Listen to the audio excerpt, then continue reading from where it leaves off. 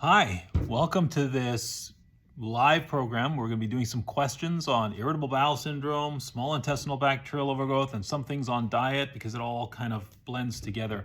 My name is Dr. Mark Pimentel. I'm broadcasting here, and behind me you can see is our new Mast program. Mast is our flagship program to really discover new treatments, new diagnostics for people with microbiome disorders.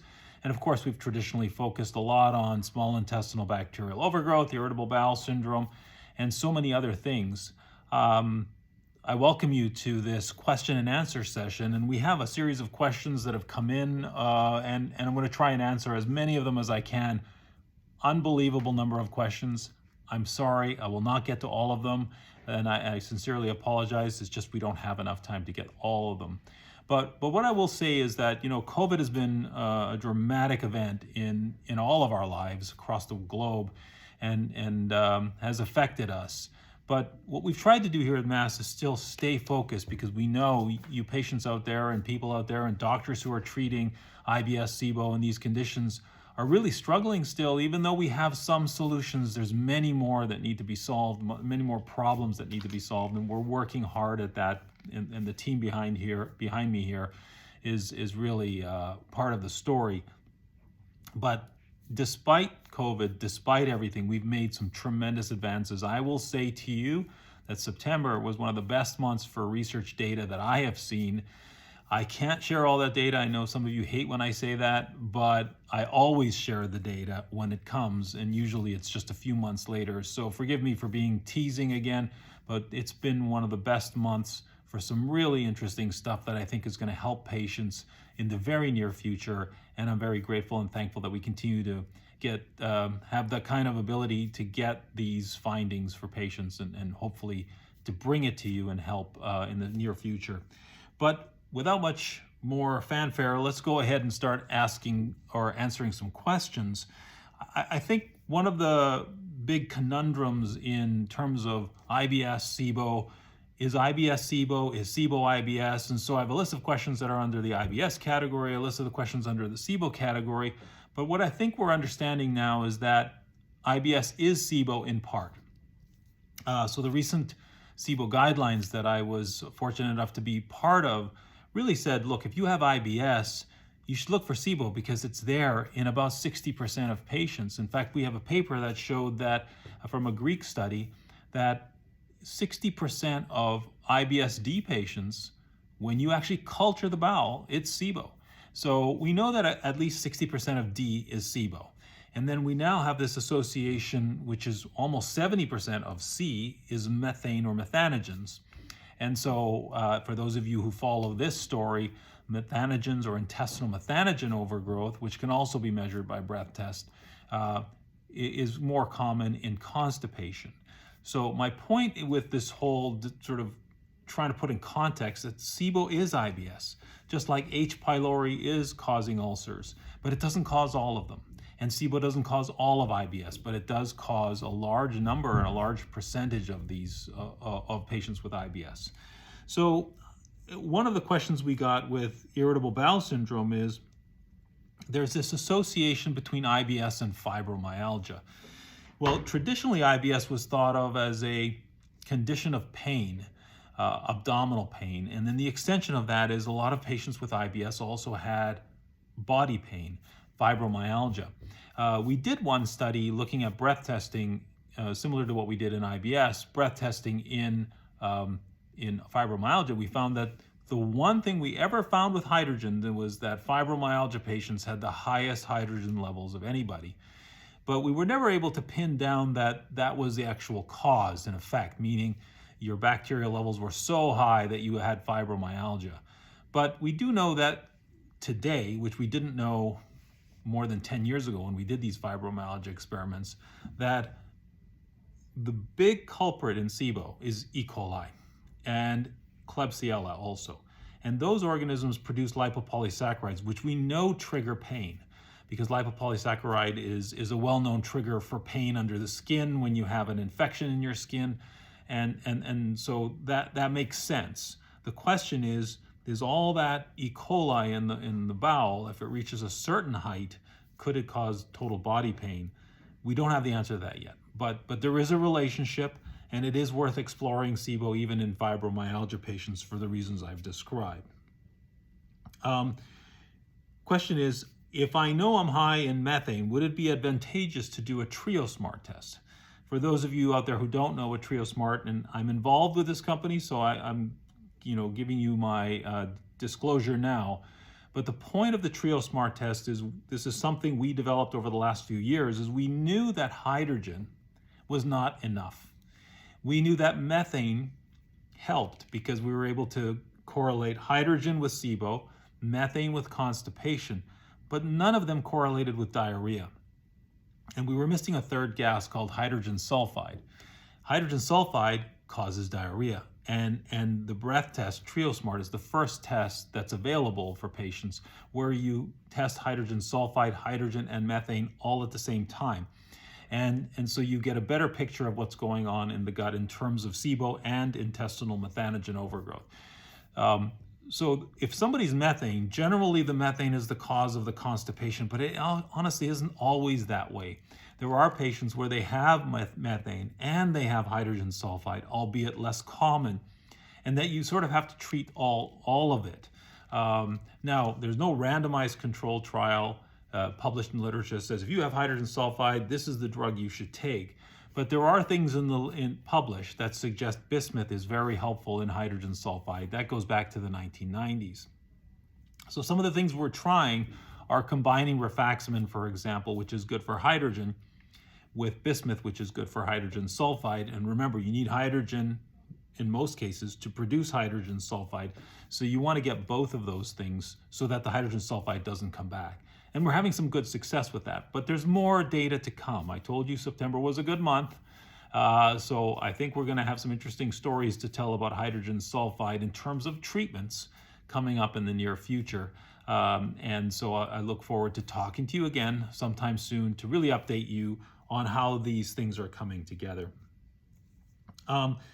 Another question that came in, is there anything that patients with difficult, long IBS history can do to help their nervous systems in the gut regenerate?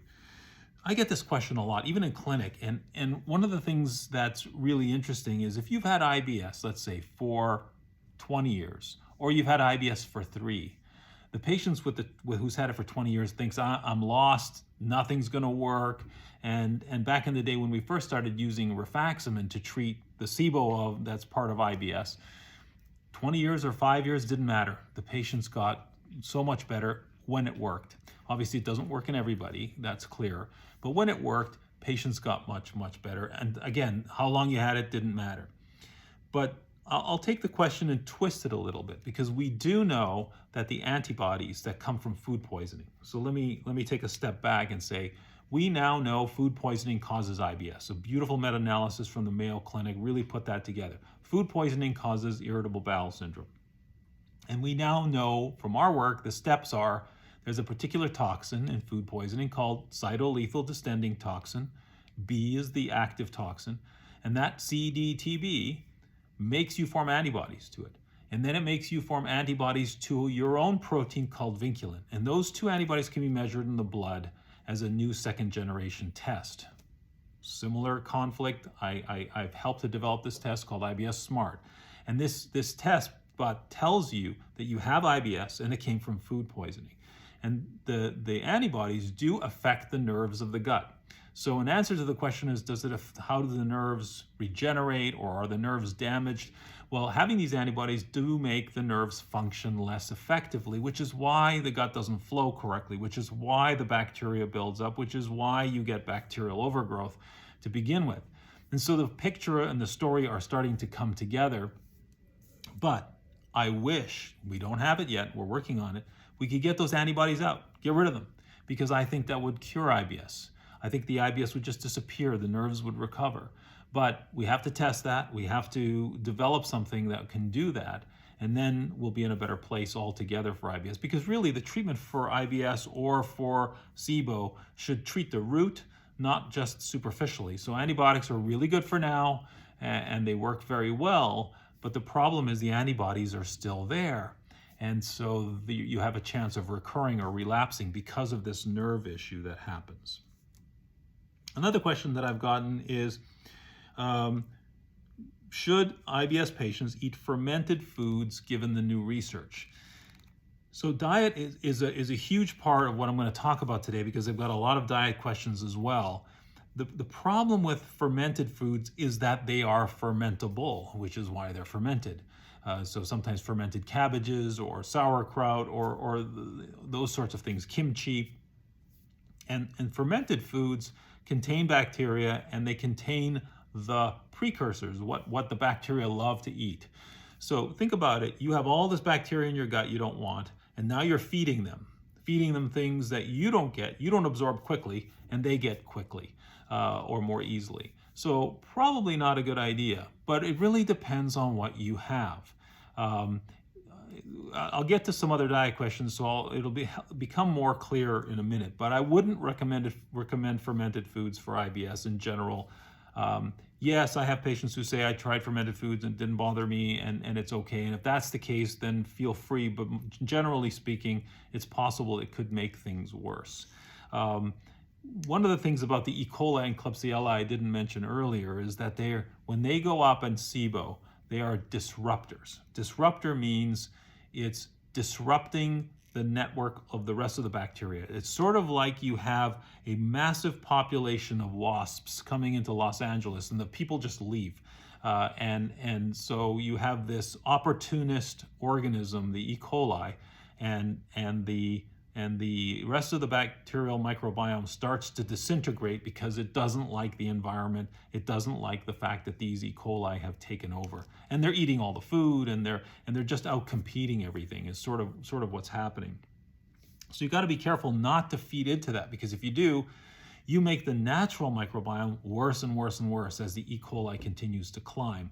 So don't feed the bacteria that shouldn't be there in high numbers, as it is in SIBO. Since I'm on diet, I might as well take a couple of other diet questions which we've gotten along the way. The low fermentation diet, how long should I be on it? Well, first I have to explain the low fermentation diet. You've probably heard of the low FODMAP diet. You've probably heard of other diets that are on the market for treating GI upset. Let me start with the low FODMAP diet. The principle of the low FODMAP diet is you eat foods that don't ferment much. So again, back to the fermentable foods. You want to take things that are less fermentable, something that you can more easily absorb and digest. If you do that to the extreme, it's sort of the low FODMAP diet. The problem with the low FODMAP diet is you can't stay on it long term. You get stuck on it, or you get stuck having to reintroduce because it's too restrictive. People can lose weight, they can have nutritional abnormalities. And in fact, studies have shown that the microbiome in the colon starts to diminish because they're not getting fed at all. And so the low FODMAP diet could be too extreme. Even the folks who are really expert in the low FODMAP diet, who I very much respect, are reintroducing foods, as I sort of mentioned earlier. Something we came up with was a low fermentation diet. And the point of the low fermentation diet is you take foods that are less fermentable, but don't restrict things too much. So two goals of the low fermentation diet is less food for the bacteria, more for you, and we want you to have a normal lifestyle. So if you do the low fermentation diet, you can go to any restaurant in the country and you'll find a meal, because it's not that restrictive, and it works quite well. But there is a third part of the diet, and that third part of the diet is you can't eat all the time. And that gets to another question that I have. What do you recommend to increase small intestinal motility? It's under the diet questions in a way, and I'll answer it in kind of two parts. There's a special cleaning wave that occurs in your gut. So if you come in the morning and you haven't had any food and you hear that gurgling sound for about 10 minutes, that is an incredible sound. It's an incredible wave in your small bowel. Love that wave. It keeps the bacteria from building up. It strips out the debris, and it's called the cleaning wave, housekeeper wave, or interdigestive motility, or migrating motor complex. There's a lot of names for that wave that starts in the stomach and sweeps through the small intestine. If you eat every half an hour or every hour, you will prevent that wave from coming. So not eating at night, having periods of fasting during the day, is really important. Otherwise, that wave will never come. So people who are sitting at desk jobs and they have candy bowl on their desk, or they have chips, or they're noshing or snacking all day, they're never going to have a cleaning wave, even just if they're normal, not even an IBS patient. But an IBS patient particularly should not nosh, not snack like that, and to try to fast more often. So what we recommend with the low fermentation diet is you eat your meals, 3 discrete meals, and not eat in between, except for maybe coffee or tea without sweetener and without any milk or dairy in it. And there's more to the low fermentation diet, which would take me an hour just to explain here. But how long should you follow it? And again, the low fermentation diet, the whole point is lifestyle. It doesn't cause nutritional deficiencies that we're aware of. It's more liberal. It is restricting the bacterial calories, but it's not restricting your nutrition. And it's meant to be for more of a longer term use. And so you could continue it, and you don't have to bring things back. But I always do. So it's sort of in my clinic, patient comes in and say, I'm kind of tired of this low fermentation diet. Yeah, I can go to any restaurant, it's good, but could I bring back foods? And so I say, well, what's your favorite thing that you're not eating right now? And then we debate whether that could be brought back. If you're going to say hummus, I'm going to say no. But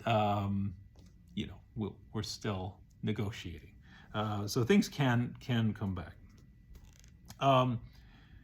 A question that comes up with regards to rifaximin: can I build resistance to rifaximin? The point of that is, can you get antibiotic resistance from rifaximin? The short answer is any antibiotic can cause some degree of resistance, but there's clinical resistance and there's bacterial resistance. And I'll sort of touch on both of those. But in the studies that the FDA required for rifaximin, it was imperative that the company study rifaximin and whether the stool of the patient taking rifaximin up to 3 times developed resistant bacteria.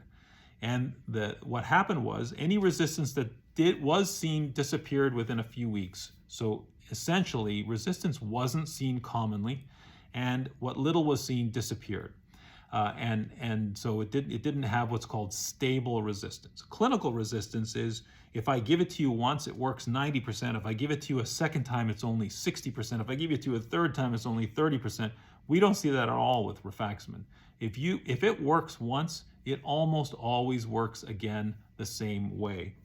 Now, I say that, except we did a study looking at up to 6 treatments of rifaximin, and what's weird about rifaximin, sometimes you get a 90% improvement the first time.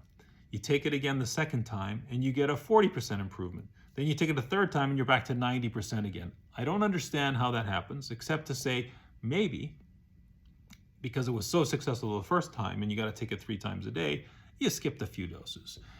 Or maybe your diet wasn't all that good during the second time you took rifaximin, and maybe it didn't work quite as well. Hard to know. But what we see is that on average, it worked just as well each time. So we don't see a lot of resistance to rifaximin. But what this sparks in my mind is one really important point in women, because women can get vaginal yeast infections from antibiotics. Didn't happen with rifaximin. The other thing is looking at yeast in stool. Antibiotics, if you take antibiotics over and over and over again, yeast in the stool goes up. Not seen with rifaximin, not in the stool at least. And so that's another important thing for you to know if you're thinking in the direction of rifaximin for treating IBS or even SIBO. Another thing that comes up is, I heard elemental diet can disrupt the microbiome in the large intestine. Here's another situation where I have to explain to you what the elemental diet is. This is something we published way back in the last decade, actually 2 decades ago now. It's I think it was 2003 that we published the paper. But essentially, we were having trouble back then. We didn't have rifaximin. We had all conventional antibiotics, which people were getting resistant to. And we had to come up with a better way. So we thought of using an elemental diet. So this is not low fermentation. This is not low FODMAP. This is like everything you'd ever need, but only the chemicals. So your body absorbs it instantly or very quickly, and there's nothing left for the bacteria to ferment or touch or use. And so after 2 weeks of an elemental diet, it actually works better than antibiotics. But try doing 2 weeks of an elemental diet, which is only liquid, and it tastes like chemicals because it's not food, And so I always tell my patients, or my patients tell me, I should say, that they hated me the first 3 days, then they got used to it, and they hated me the last 2 days as they were waiting for those last few meals to finish. Because it's tough. It can be tough for some patients, but it does work. And can it disrupt the microbiome? Well, yes. I mean, you're starving everything out for a period of 2 weeks, but it's almost a reset of the microbiome, because you're basically saying, okay, everything goes down, and let's hope that everything grows back normally. It's sort of a reset is how I think of it when I look at it, because it's not long term like low FODMAP. It's only for 2 weeks. So that's how I see it. A question that's come across is, can lactose intolerance cause small intestinal bacterial overgrowth? Well, I've sort of touched on small intestinal bacterial overgrowth, but maybe I didn't explain SIBO exactly. I did explain that food poisoning, the antibodies, the gut slows down, and then this bacteria starts to build up in the gut. I did tell you it's mostly E. coli and Klebsiella. That's all new from the last 2 years. So we know who's causing SIBO. But one of the questions that always comes up is, well, the low FODMAP diet and the low fermentation diet, they all say no dairy.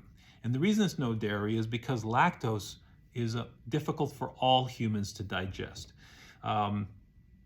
It's just, you need most of your small intestine, even if you're a good milk drinker, in other words, you tolerate milk well, everybody has a tough time absorbing lactose. But if you have a little bit more tougher time, it's called lactose intolerance. But that's not what it really is. That's called lactose malabsorption. And lactose malabsorption and lactose intolerance are two different things. Let me explain. Lactose malabsorption means you don't have the capacity to absorb lactose sugar, so it gets into the colon and you get all this gas and bloating and diarrhea. Lactose intolerance means you drink milk and you get bloating and diarrhea. So the issue of lactose causing symptoms is you have lactose and you have bacteria. And when they come together, the bacteria ferment it and you get symptoms. If the bacteria are in your small intestine where you're not absorbing lactose all that well, they're going to get the lactose faster. And so if you had small intestinal bacterial overgrowth, you're going to be lactose intolerant, but it doesn't mean you don't have the enzymes. It means you have SIBO, and the SIBO is eating it before it ever gets to the colon.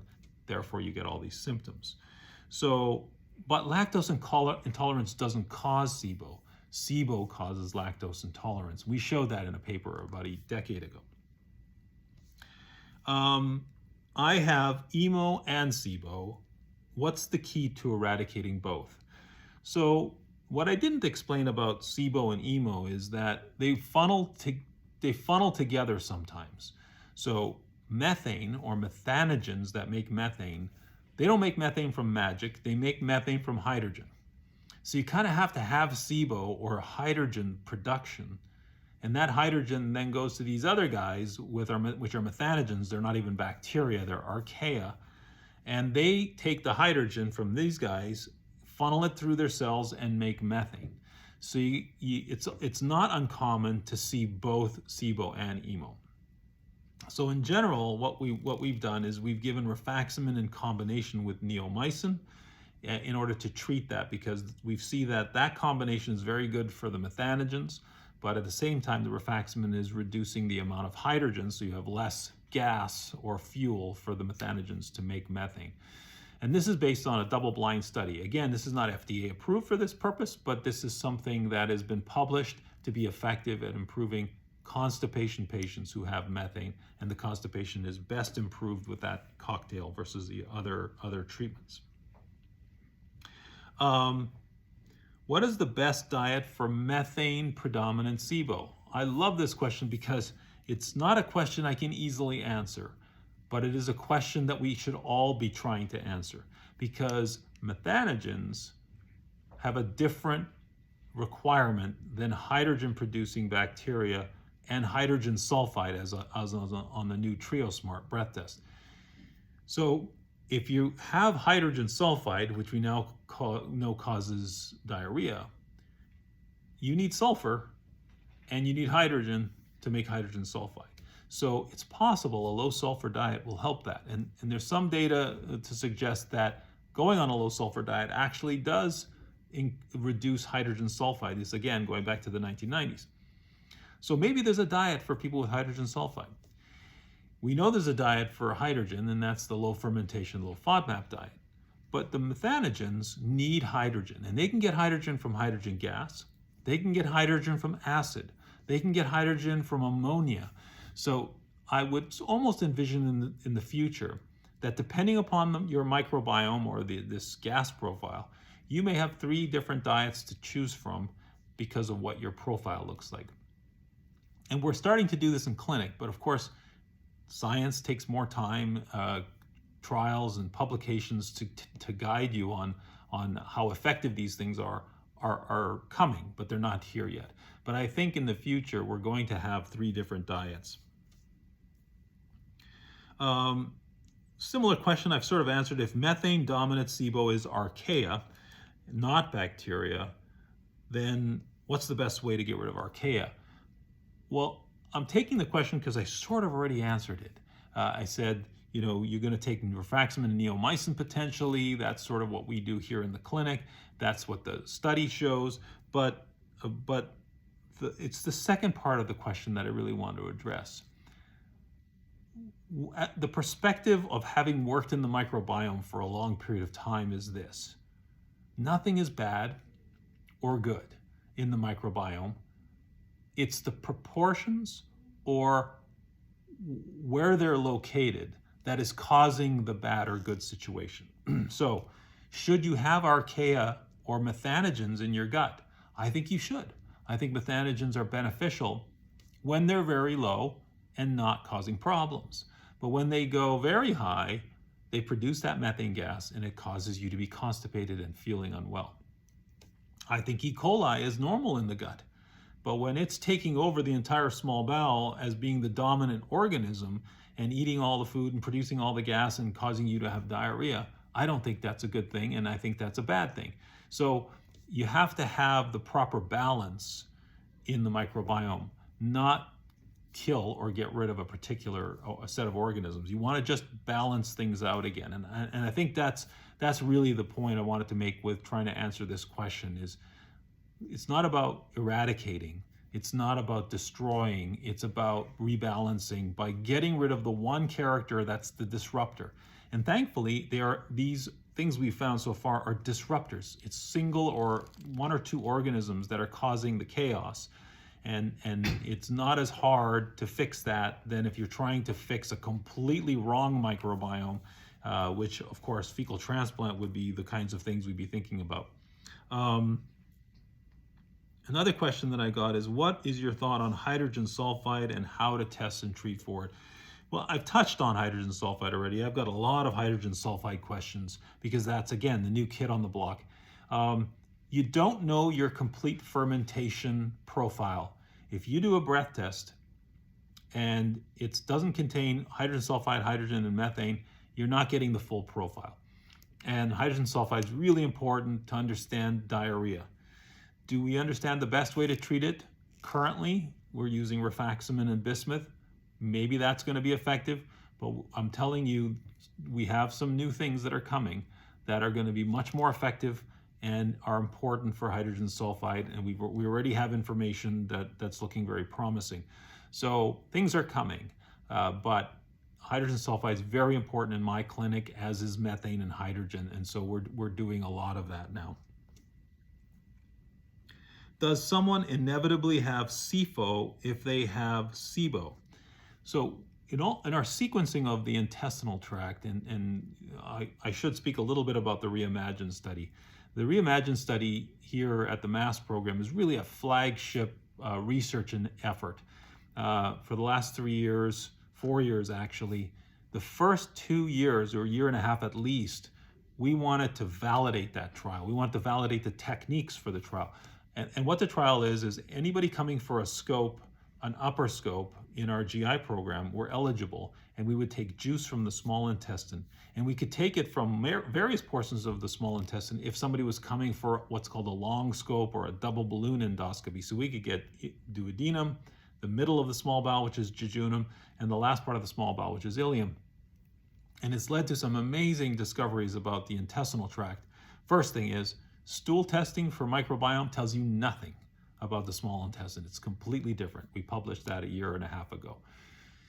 Aging affects the microbiome. We just published this 2 weeks ago. Dr. Leite and Dr. Mathur were key authors on this paper in Cell Reports, got a little media attention because as you get older, more E. coli in the small intestine.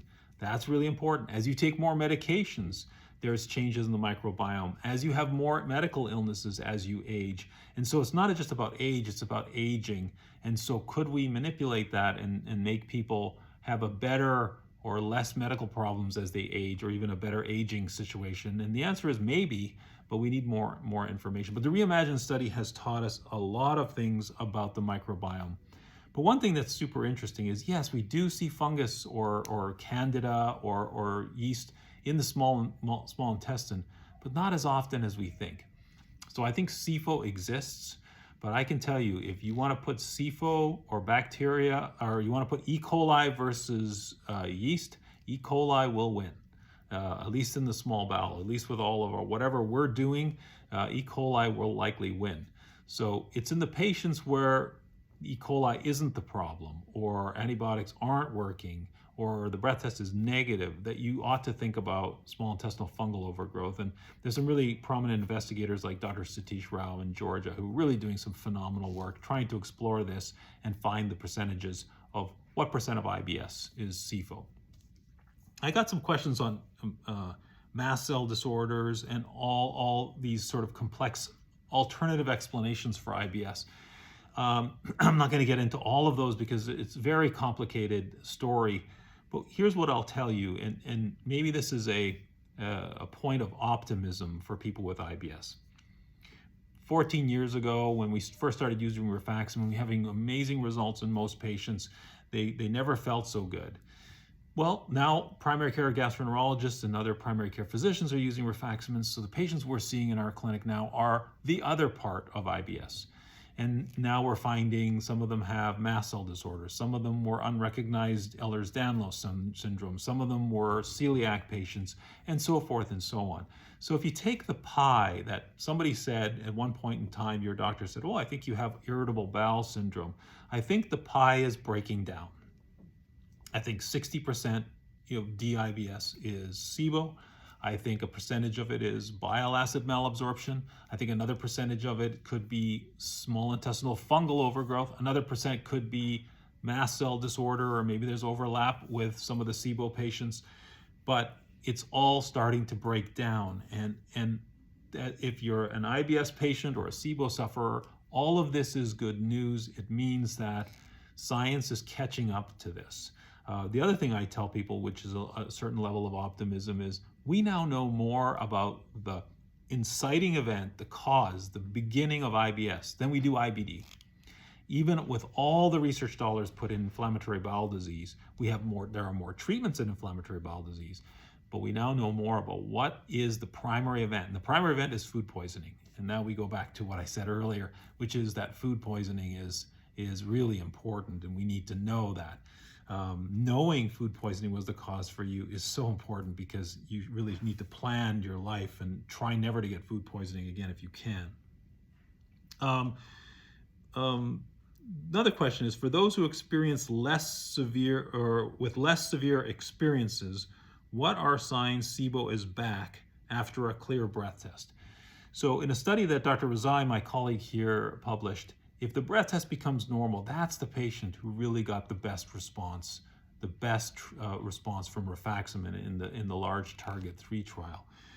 But when it comes back, how does it come back? And again, the antibodies, that blood test helps, because if the antibodies are really high, it comes back faster, at least in our experience.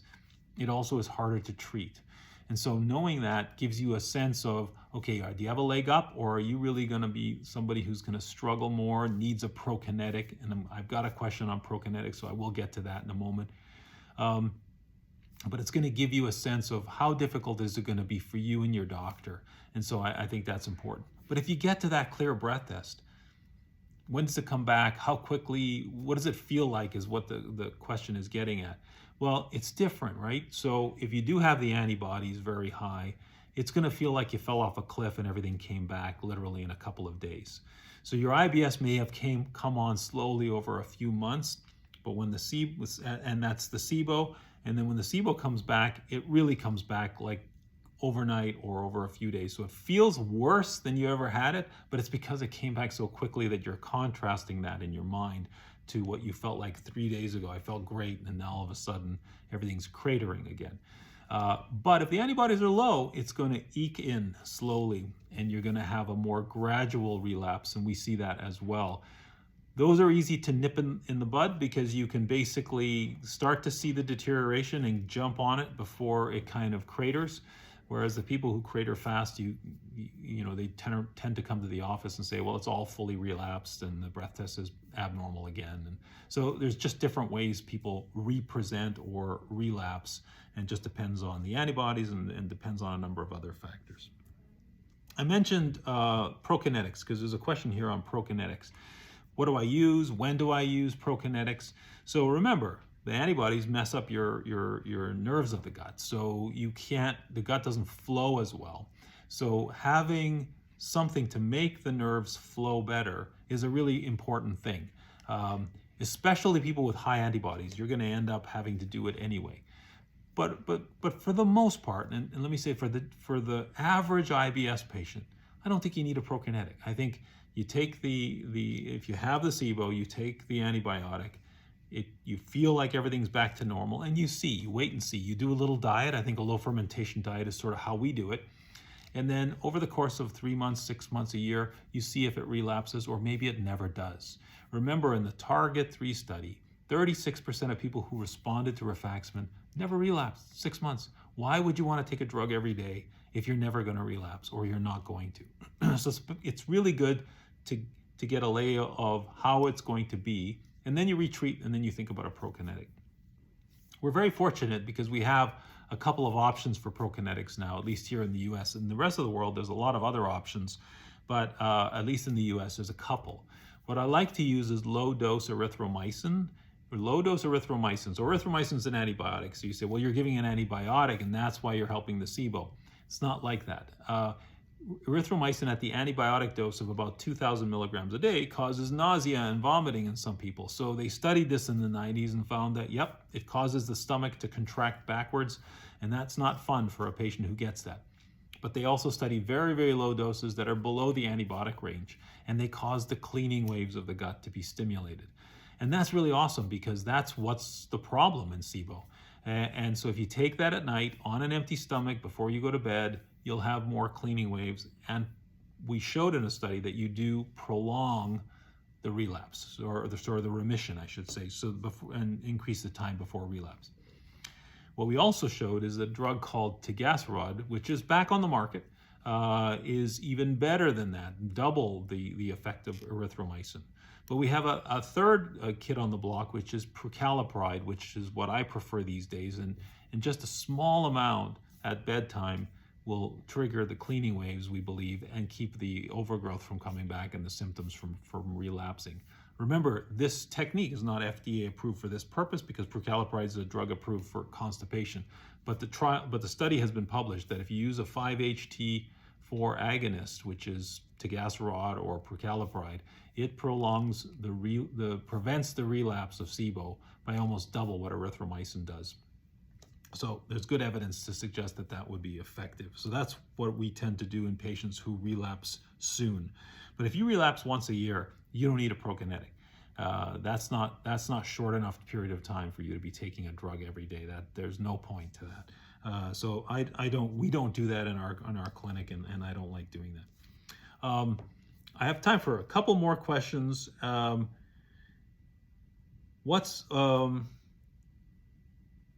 do you recommend finding root cause of methane dominant SIBO? Are there steps in ruling out things that could be the cause? So the reason I selected this question is because we still don't understand why one person has methane and the other person doesn't. What we do think from what we've seen in data is that methane runs in families. So you grew up with your father or mother with methanogens, and You're sharing the same bathrooms, you're sharing the same food, you get colonized with methanogens, and then it gets too much in you, and then you get constipated. That's sort of what we think happens in most instances. But we don't know the root cause of why it goes higher in you and why you have such a high amount. Why not just have just a regular amount? That we don't quite understand. But we don't know the root cause of methane also in the context of the antibodies. Remember I mentioned anti-CDTB and anti-vinculin. They're not that high, and then they're not usually that abnormal on the constipation side. So with that kind of information, we kind of think that constipation IBS is sort of a mystery of itself. It's its own condition, and that IBS diarrhea and mixed really from food poisoning as the primary event in most cases is separate. But every time I say something like this, 2-3 weeks later, we get data that says it's a little different than you said. So the jury's out. We need to continue to explore this, and we are. We're doing some very interesting studies, which I think will be you'll all get to share with, that we're going to be submitting to the DDW meeting in December is the deadline to submit, and it'll be presented in May, which is a long way away, but at least it's coming in the future.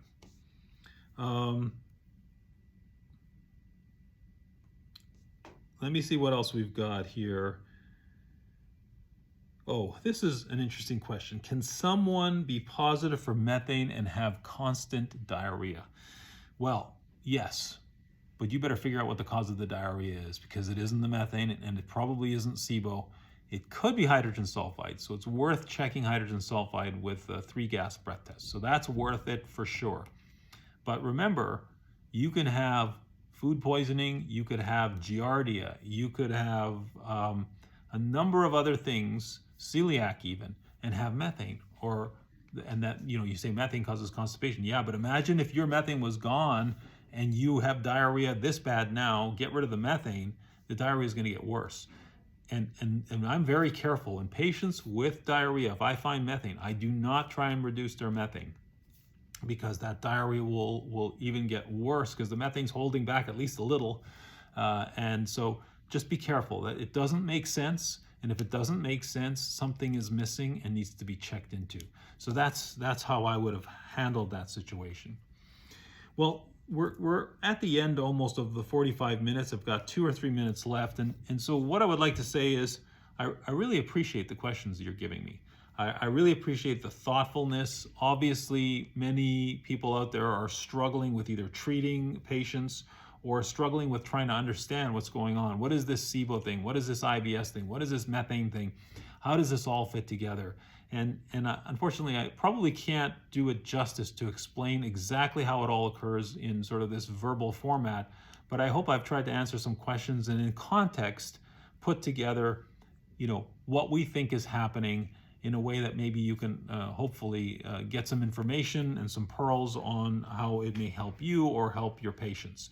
So I just want to thank you for these amazing questions. And as I say, I really want to thank my team in the back, because all together we're trying to make a difference in patients' lives. We think the microbiome is really important. We think the small intestinal microbiome may be even more important, which is why we're doing so much work in this area. And we're very fortunate to have such a great facility to do that. We got a new baby in our lab. We have a new large piece of equipment that we think is really going to step up our game. It's sitting out there in a box. I'm not going to show you, not because it's a secret, but because it's just in a box. But we can't wait to open it and be able to study what the microbiome's producing. What chemicals are they producing when they're disrupted or when things have gone wrong that make you sick. And so the next stage of this is, well, what are they producing that we could stop them from producing? And if we can stop them from producing it, maybe we make you better, or maybe we make patients better. So this is some of the next steps we're taking. So I'm very, very grateful for this, and thank you for your time and attention. And I hope to do this soon again.